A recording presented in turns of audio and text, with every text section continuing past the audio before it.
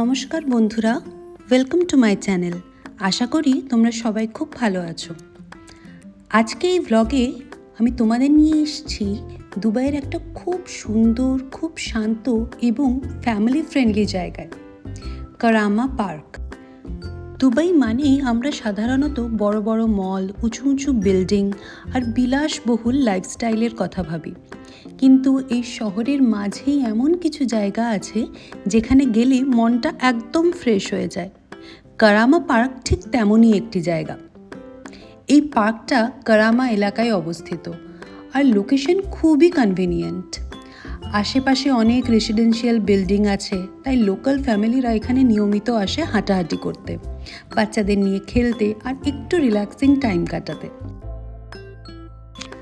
পার্কে ঢুকলেই প্রথম যেটা চোখে পড়ে সেটা হলো চারিদিকের সবুজ গাছপালা আর পরিষ্কার পরিচ্ছন্ন পরিবেশ।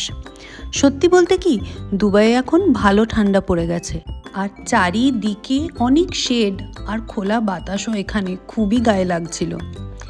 এই পার্কে বাচ্চাদের জন্য আলাদা একটা সুন্দর প্লে এরিয়া আছে। এখানে দোলনা, স্লাইড আরও অনেক রকমের খেলার জিনিস আছে। ছোট বাচ্চারা এখানে খুবই আনন্দ করে সময় কাটায়, আর যারা ফ্যামিলি নিয়ে আসেন তাদের জন্য এটা একটা বড় প্লাস পয়েন্ট।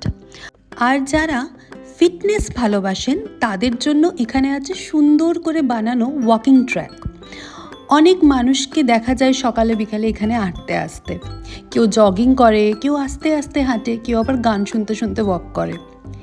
এই পার্কটা শুধু হাঁটার জায়গায় না, এখানে প্রচুর বেঞ্চ আছে বসার জন্য। আপনি চাইলে এখানে বই পড়তে পারেন বা অন্য যে কোনো কিছু করা যায়। প্রকৃতিকে চুপচাপ উপভোগ করার জন্য এই পার্কটা পারফেক্ট। সন্ধ্যের সময় কারামা পার্ক আরও বেশি সুন্দর হয়ে যায়। তখন আবহাওয়াটা ঠান্ডা থাকে, লাইটগুলো জ্বলে আর অনেক ফ্যামিলি এখানে আসে। বাচ্চারা খেলে, বড়রা গল্প করে আর কেউ কেউ আবার ছোটোখাটো পিকনিকের মতোও করে। এখান থেকে দুবাই ফ্রেমটা খুব পরিষ্কারভাবে দেখা যায়। এই জায়গাটা আসলে খুব ভালো একটা অপশন যদি আপনি দুবাইয়ের ব্যস্ত লাইফ থেকে একটু সময় বের করে কোথাও শান্ত জায়গায় কিছুটা সময় কাটাতে চান।